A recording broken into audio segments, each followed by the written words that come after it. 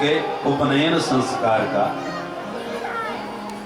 जो भी भेंट दक्षिणा वामन भगवान को मिली देवताओं से, उन्होंने लाके अपने गुरु जी को भेंट करी। बृहस्पति जी बोले, सुनो बटुक जी, इतनी भिक्षा से काम नहीं चलेगा। तब भिक्षा में हमें त्रैलोकी की संपदा चाहिए। जाइए महाराज बलि से मांग के लाइए। जो आ गया महाराज, चल दिए वामन भगवान। चटपट करते जैसे पहुंचे राजा बलि के द्वार। यज्ञ करते बलि ने जैसे ही वामन भगवान को दूर से देखा तो देखते ही उनके मुख कमल की कांति से प्रभावित होकर के जितने भी याज्ञिक ब्राह्मण थे उन सबको साथ में लेके स्वागत में चल दिया और जाकर के भगवान को प्रणाम किया। स्वागतम ते नमस्तुभ्यं ब्रह्मण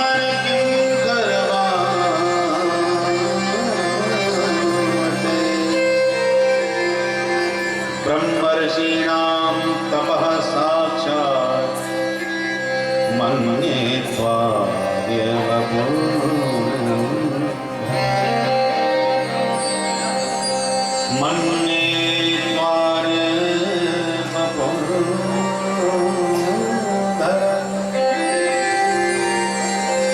आपका स्वागत है। कहिए मैं आपकी क्या सेवा कर सकता हूँ। भगवान बोले, भैया हम तो तेरा नाम सुन के बस ऐसी दर्शन करने क्यों आए गए। बलि ने कहा, क्षमा करें महाराज, ब्राह्मण का बेटा बिना मतलब के तो कहीं जा ही नहीं सकता। आप आए हो तो कुछ तो मतलब से आए होगे, केवल शकल देखने थोड़ी आए हो। ये तो मैं नहीं मानता।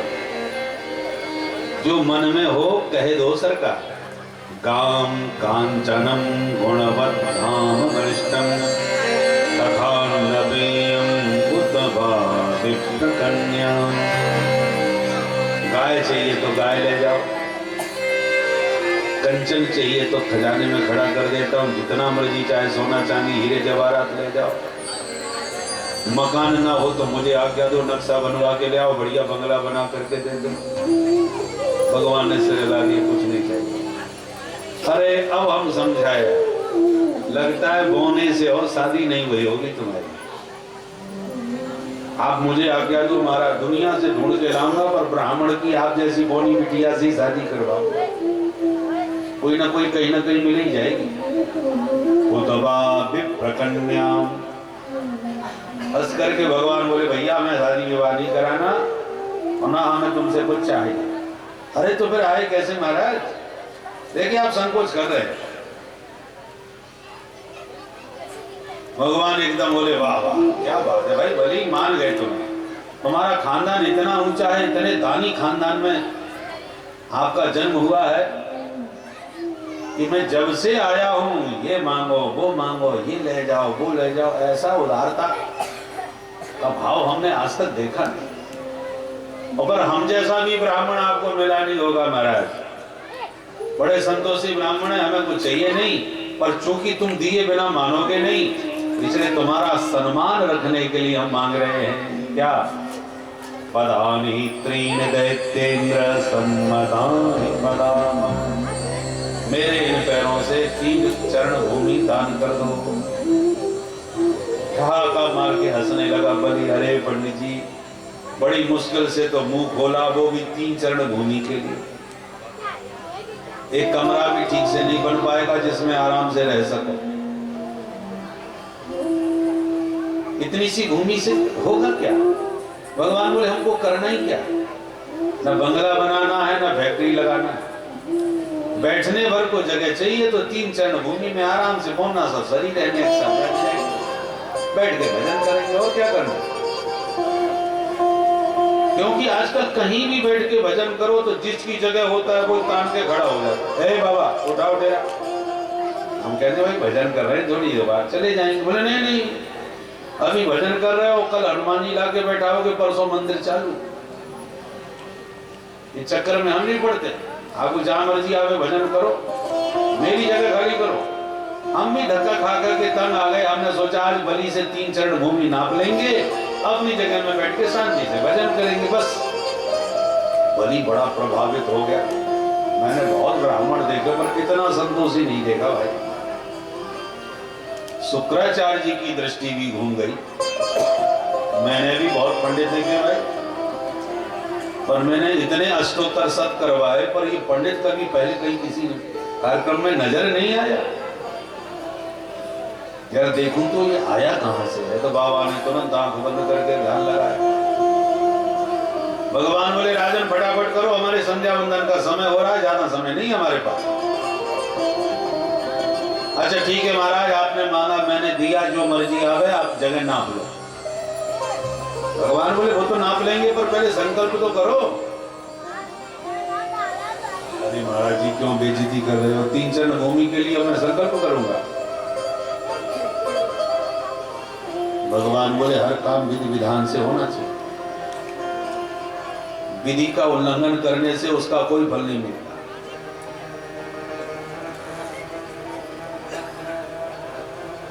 अच्छा तो ठीक है महाराज, विधि विधान से करवा लो।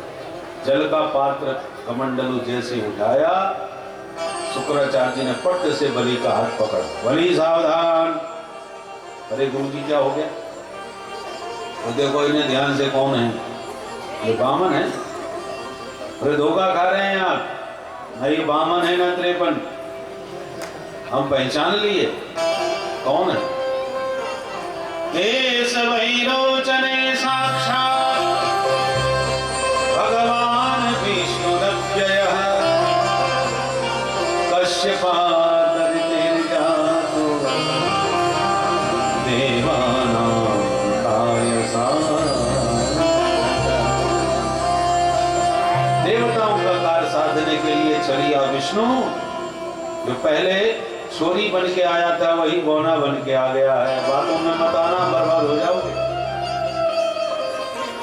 बलि ने कहा गुरुजी पर मैं तो वचन दे चुका हूं। तो बेटा कभी कभी वचन से पलट भी जाना चाहिए। झूठ बोलने में कोई दोष नहीं लगता। 6 परिस्थितियों में। कहां कहां? स्त्रीसु नर्म विवाहे च प्रत्यर्थे प्राण संकटे गो ब्राह्मणार्थे हिंसायां नानतम स्यात् जुगुप्सितम्। ये 6 स्थान होता है।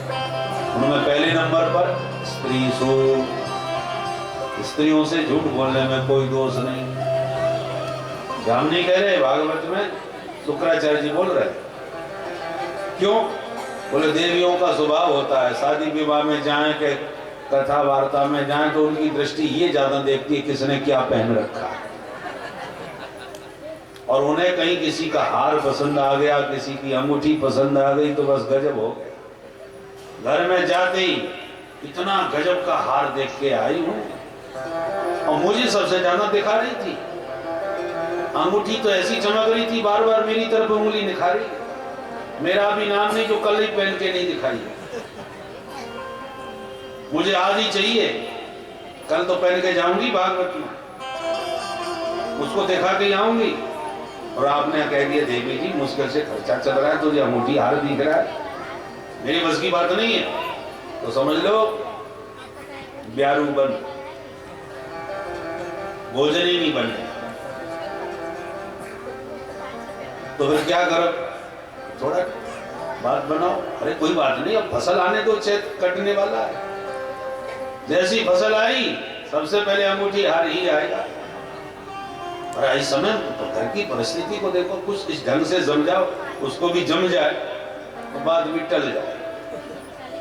ऐसे विवेक से बुद्धिमानी से काम लेने में कोई बुराई नहीं है। तो कुछ अवसरों पर ऐसी है परिस्थिति जब आ जाए, प्राण संकट में हो, असली पता लगते ही तो हमें लोग मार डालेंगे, तो कुछ नकली पता दे करके अपने प्राण बचाओ। उस समय का झूठ बोलना कोई निंदनीय नहीं है। घर पे छापा पड़ गया इनकम टैक्स का तो थोड़ा इधर उधर की बात कह करके अपनी संपत्ति बचाओ, कोई बुराई नहीं। ये शुक्राचार्य जी का सिद्धांत है भागवत में, इतना ध्यान रखो। क्योंकि सनातन धर्म तो स्पष्ट कहता है सत्यम ब्रूयात, संशोधन सिर्फ इतना है कि प्रियम ब्रूयात, किंतु न ब्रूयात सत्यम अप्रियम, प्रियं तो नानृतम ब्रूयात, एष धर्म सनातन।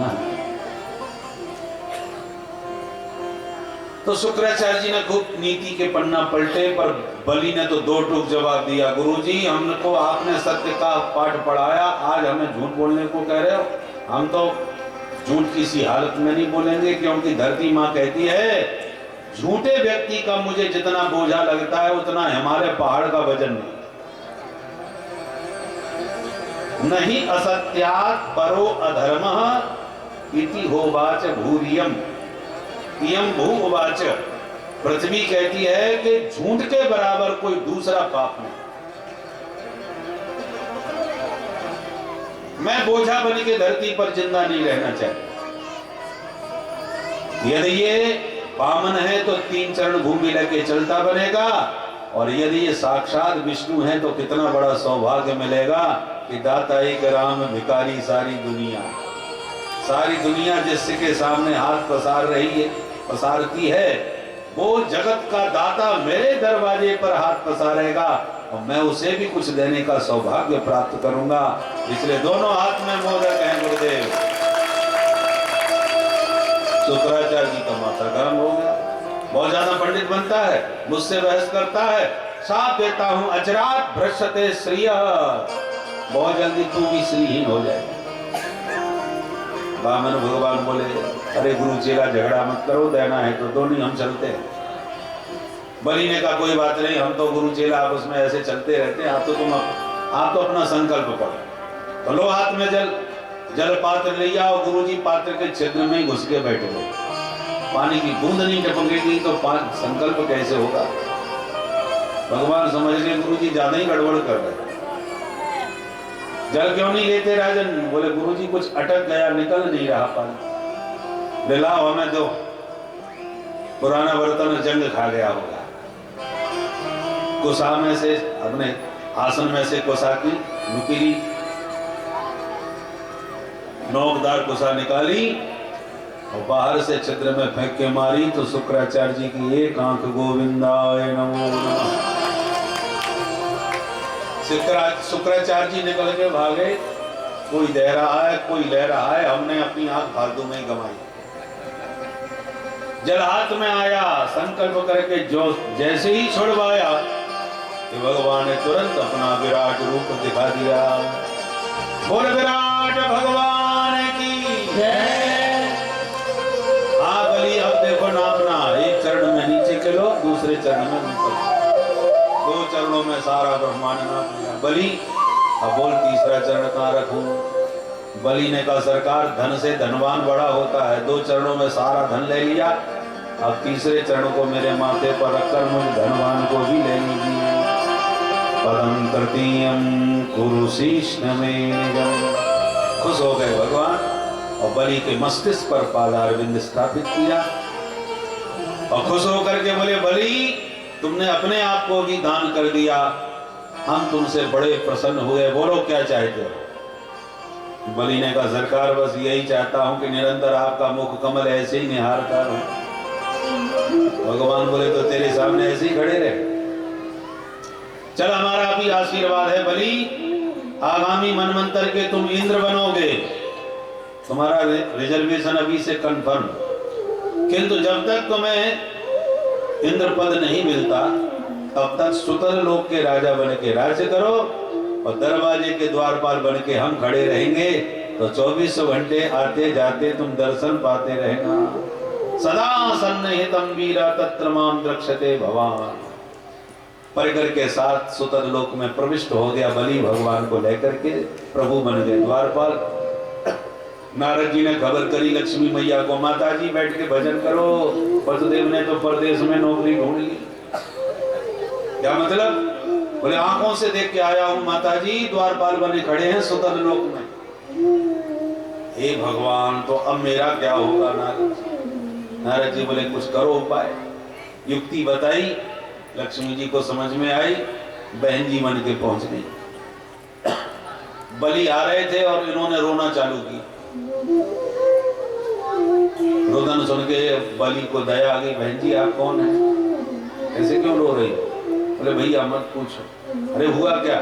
बोले श्रावण का महीना आ गया, सभी बहनें अपने भाई की कलाई पर राखी बांधती हैं, विडंबना देखो भगवान ने मुझे कोई भैया नहीं दिया। बलि ने कहा इसमें रोने की क्या बात है, तुम्हें कोई भैया नहीं दिया, मुझे भी कोई बहन नहीं दी, चल मेरे हाथ पे राखी बांध।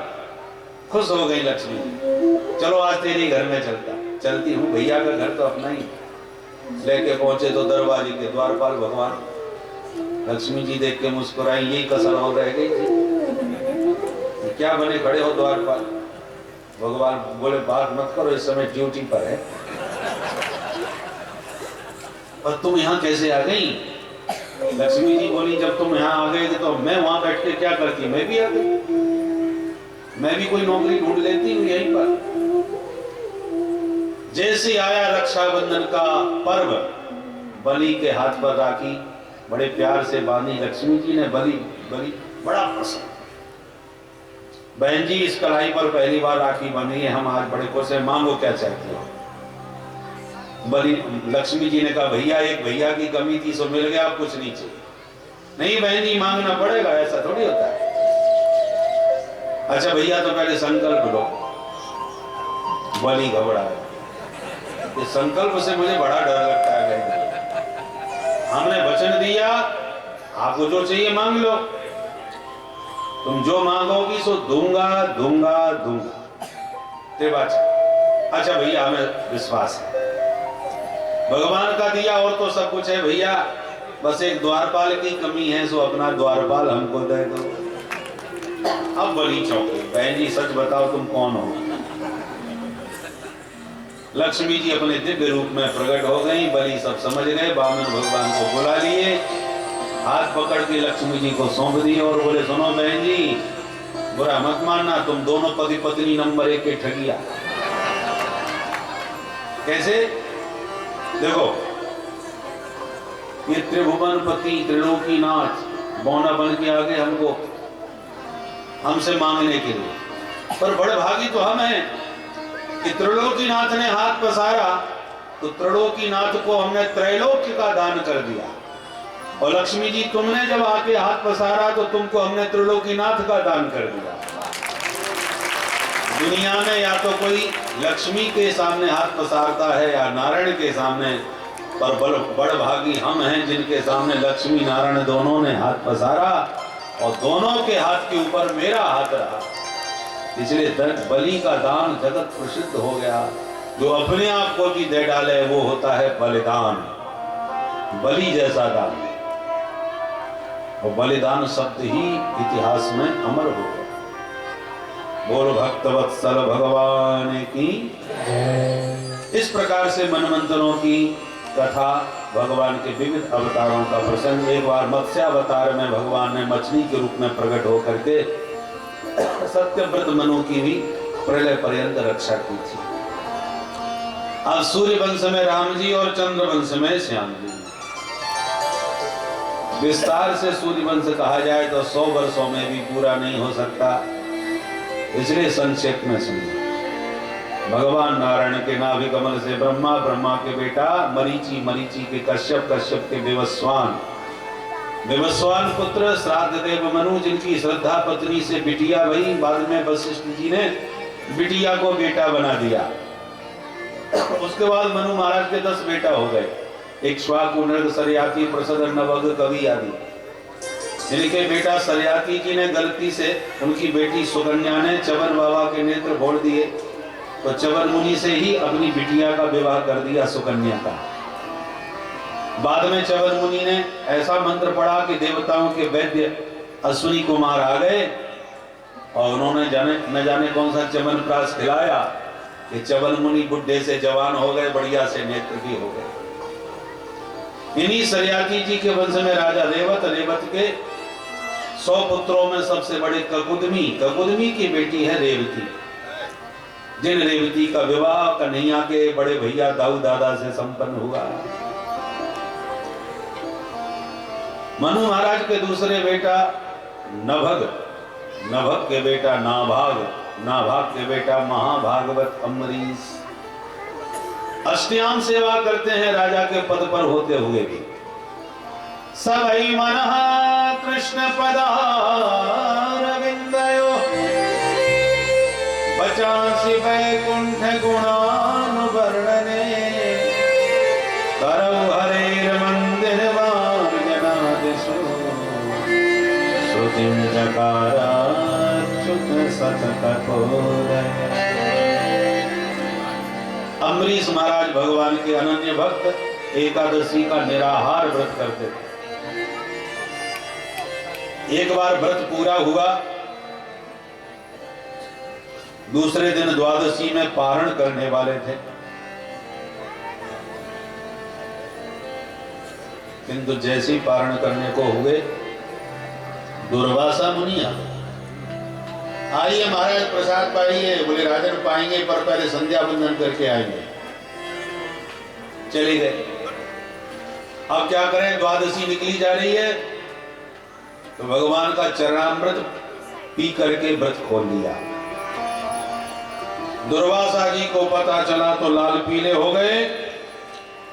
यो माम अतिथि मायातम आतिथ्येन निमंत्र च अदत्वा भुक्तवास्तस्य सद्दस्य दर्शय फलम। मेरे जैसे ब्राह्मण को